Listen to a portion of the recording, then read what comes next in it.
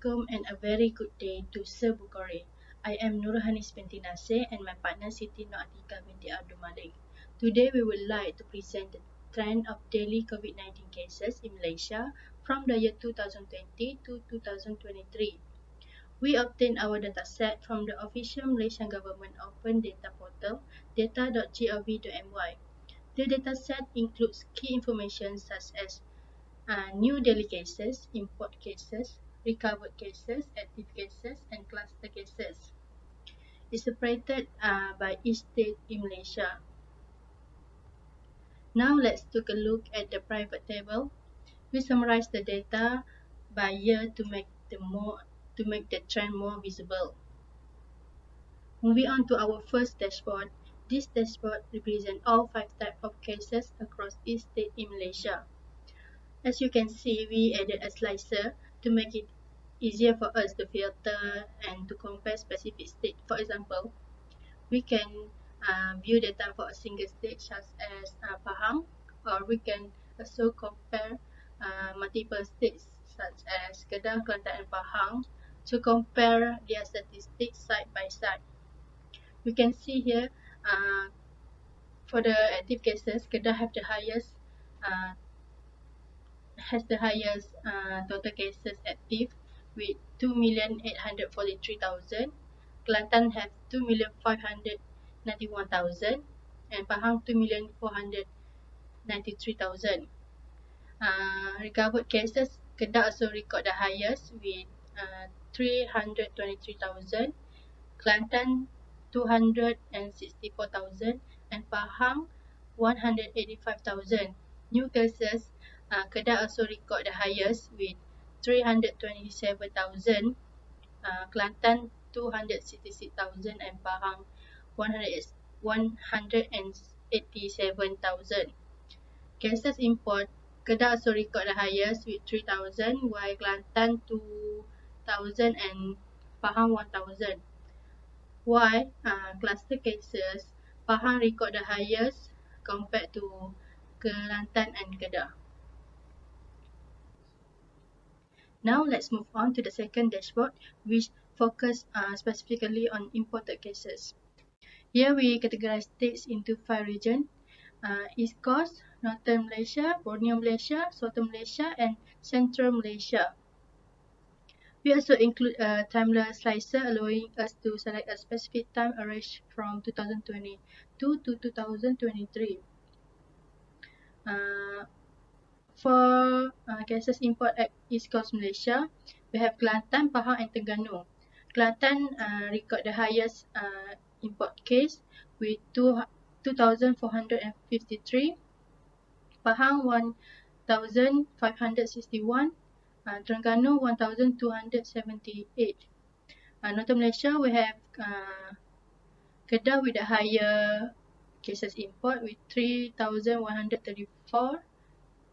Perak, we have 2,473, Pulau Pinang 886, and Perlis we have 201. For Borneo Malaysia, we have Sabah with 442, Sarawak 655, Wilayah Persekutuan Labuan we have 189.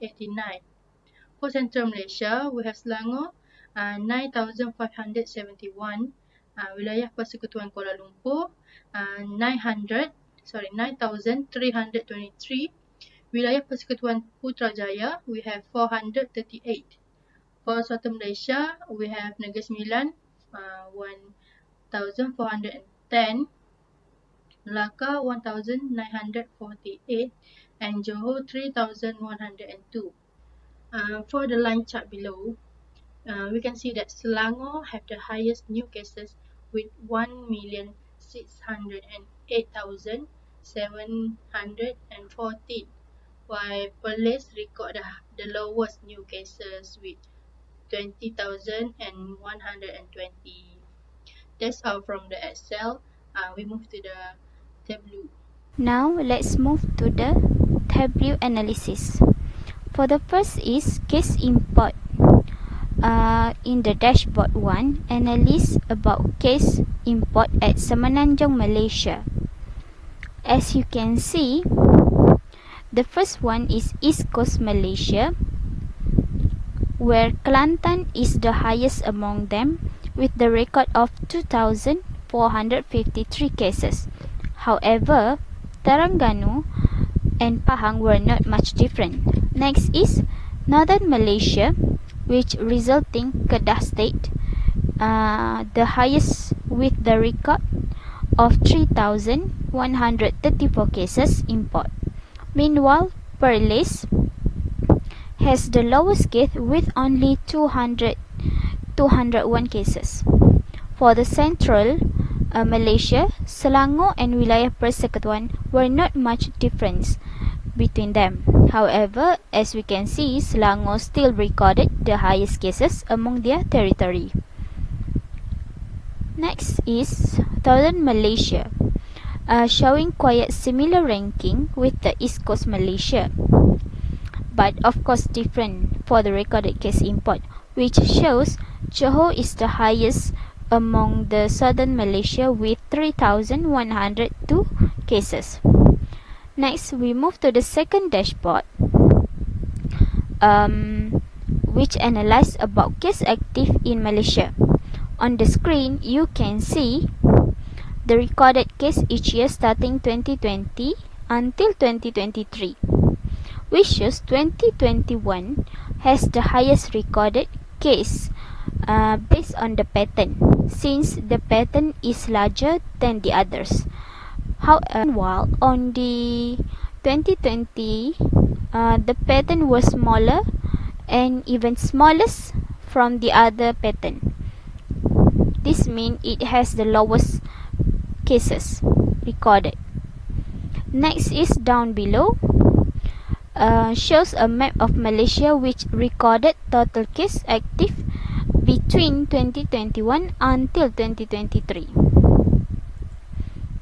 As we can see, Wilayah Persekutuan almost 6 million cases, Terengganu 1 million cases, and Pulau Pinang 2 million cases.